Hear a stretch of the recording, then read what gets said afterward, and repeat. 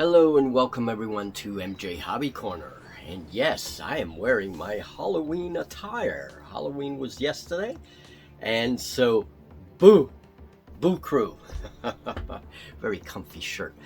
Anyway, that's not what we're here to talk about. We're actually here to have proper war game content. And by the way, what you hear is my cat Simon, who loves being here when I film, and he's making a mess over there. But anyway, yeah, thank you for being here, folks. What I would like to do today is we're going to look at some miniatures. And a lovely supporter sent me this box. Well, it was part of a very large box with a lot of goodies. So we're going to see, as I work on these goodies little by little, I have enough work to last me for a year here. So this was part of it, and I wanted to crack these open because I have a lot of ideas of how these things are going to use. We're going to look at the miniatures, we're going to look at the sprues, and yeah, that's it. Now, if you want to help support what I do here on the channel, check out Scratch Builder Monthly. By the way, November is coming out hopefully tomorrow as soon as Julie can edit it. It'll be on Wargames Vault. It'll be on my Patreon for my patrons. And of course, if you do like what we do here on my scratch building, all that stuff, check out our Patreon. I have chats there. I have solo role-playing games, war games, all that good stuff. All right, so thank you. Or simply stay here and give us a like, you know, do all the YouTube-y things. All right, enough shameless promotion. Let's get to the tabletop and look at these miniatures. Okay, and this is my Dragonbane table, and we have nowhere else to put things because we have a lot going on. But so I just doubled up and then used my setup here to look at these miniatures for a little bit. So this is by Wargames Atlantic, Deathfields, the Harvesters, and man, I love my bugs. I really do. As a wildlife biologist, I was very interested in crustaceans and insects, and I did a lot of work identifying those kinds of critters. So in fantasy, I love my bugs. So many thanks to this lovely supporter who sent me all this stuff as a donation. All right. Okay, so we have 5 sprues here, and they're all repeated sprues. In other words, you have the same parts for every sprue. So, and you can make quite a few bugs with this, I think. So here is a sprue. Now, one thing to keep in mind with these sprues is that they will have, like, for example, let me see right here. Okay, they have R4. And then you look over here, let me find another example. You have L4, okay, R4 and L4. So right and left. Do pay attention to that if you decide on getting this kit, because that's right and left legs. And me, like a rookie, didn't pay attention to that, all right? So I think it's okay. I think you have a certain amount of freedom to assemble these things, but do keep in mind that there are right and left appendages. Now, you have more appendages here that you will use, and that's great. You know, I love it because you can save the rest for your projects and conversions. Here are some leech-like shooting appendages here. I don't know, that looks like a leech to me. That's great. Love it. And then we have the sort of claws, right? Now, another thing I noticed is that the claws in the rear are going to be a lot shorter. Because if we look at this beast, it kind of rears up on those rear legs, and then it has these longer front legs. All right, and my camera doesn't like when I do that. Nice details on the spines. I mean, this is cool stuff, man. This is cool stuff. Now, you get little bugs, little crustacean-like thing. They almost look like toads, those little guys, without the tail, you know. And then you have the bodies. Now, we're going to look at these parts in just a minute in a little more detail. I'm going to turn them over, okay? So you have the bottoms here, and Here, let me get my grubby fingers out of the way. You have the bottoms here, and you have tops over here. Notice the pegs. All right. There's these have the pegs. These bottoms have the pegs, and then the tops have these slots to it where the pegs fit in, and these are the opposite. The tops have the pegs, and the bottoms have the insertion. All right, love it. You see why I say they're very crustacean. These are very crustacean-like. They just have all those spines and stuff. That's a very crustacean trait. So alien crustacean bugs, whatever. Sounds good to me. We have two different head pieces there. Have left and right halves, and you're gonna just put things together and you have a bunch of bugs. Important to note that some people have had problems with like putting the appendages together on the body, and I can totally see that because the body has very shallow little hole sockets, right, where the legs go in.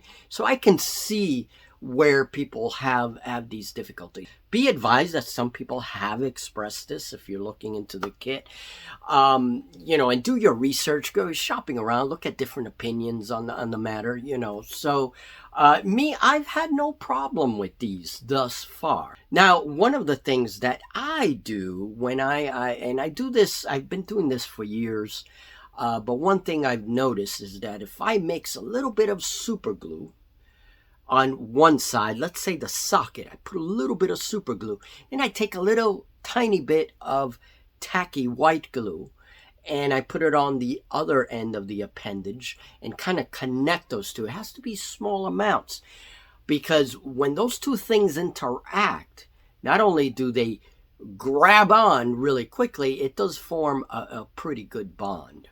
So just be careful. Don't use too much if you're going to try that.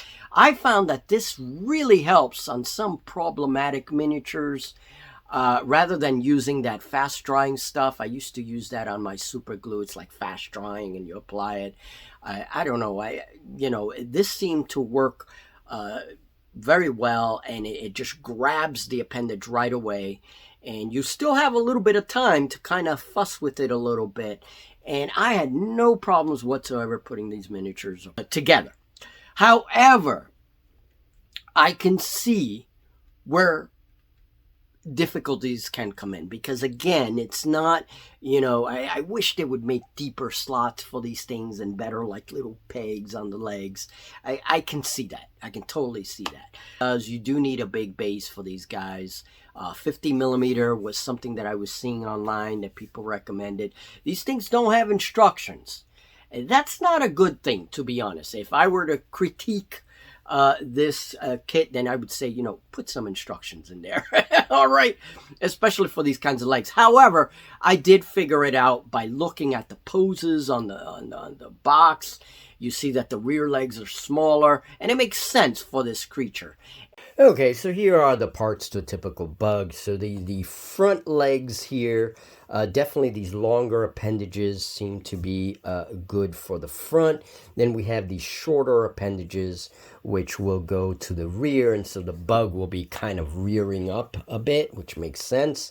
We have the head, two different kinds of heads. One of them does not have the open mouth, and then the other one does. And then we have the female part here. This is the bottom to the dorsal carapace, and this one is the male part. You can kind of see the tab there, okay? And I have a couple of bugs that will be assembled. There you go. There's the closed mandibles. All right, very nice looking. And then the cool thing is if you turn the head back, you see the neck area. That gives you a little flexibility when you put the head together, so that you can kind of twist the head a little bit, make it look like it's looking to the left or to the right, or, keep it center, whatever you want. And then we have a bug that's assembling here. Okay, so there it is. This one has the open mouth. This is also a shooter. So I put the shooting weapon there, and then you see the rear legs. Okay. And base is a little bit big, but that's okay. I play miniature agnostic games. We're not really, we don't play tournaments or anything like that. I love this base. I'm definitely going to use this base, even though it's a little bit big. That's it. There's that. And then there's one of the smaller individuals that look very much like a toad. And I love that. I love that they give you like the different life stages to this thing. That's really cool. All right. So do be careful with the sprues. Don't do what I did. Check out your sprues first. Note left and right, L and R. Okay. And just stay true to that. Even if you mix the appendages a little bit to experiment with poses, do keep in mind left and right. All right. Because that, I think it also helps with the fittings on the leg, or the way the legs fit. Okay, I'm gonna have these painted up. I'll have these all assembled. You guys can see the finished product when I'm done with this. All right, so that's a very brief Death Fields Harvesters by Wargames Atlantic. I do love Wargames Atlantic. I own their halfling box, and I love it. So Death Fields is not only a miniatures line by Wargames Atlantic. I had to do a little research on this because I didn't know much about it. But Death Fields is an interesting sci-fi skirmish game by Wargames Atlantic. It has its own lore, and it's all about these very advanced alien beings who bring humans and other alien creatures, and they throw them into an arena, and it's a galactic sport. They fight for their lives in this arena, and so these creatures are part of that line, right? So yeah, it was interesting. Now I have plenty of war games. I mean, what I have back there is not even half of the war games and role-playing games that I own digitally. So I have enough war games. But it is a very interesting setting for those of you guys that want to, check out Wargames Atlantic and maybe check out Death Fields. It sounds really cool. It does sound really cool. So that's all I know right now about that. You guys may know more. You can put it in the comments. If you've tried Death Fields, let me know what you think of the game. Now, they always refer to these things as insect-like, and I tend to disagree with that. To me, they feel more like crustaceans, but that doesn't matter. That's irrelevant. Whether you want to use them as insects, spiders, whatever you want to call them, it's irrelevant, really. They're very cool little models, and I do think that they can be used in fantasy. So what would I be using these models for? Well, there's a lot of different uses. Bugs is such a common thing, in our sci-fi games, but even our fantasy games. Julie came up with a good idea, although she's not a bug lover. I am. She's not so much, but she did come with up with a good idea that she loves to play these like sea elf fantasy armies and things like that with like weird sea creatures, as war beasts. And, these will be very, very good for that. I mean, like crustaceans that come out of the depths of the ocean and join the sea elf army in a fantasy setting. These will work perfectly. I thought that was a great idea. So yeah, Julie's already thinking of ways of, killing my armies with savage crustacean war beasts. How it's gonna be.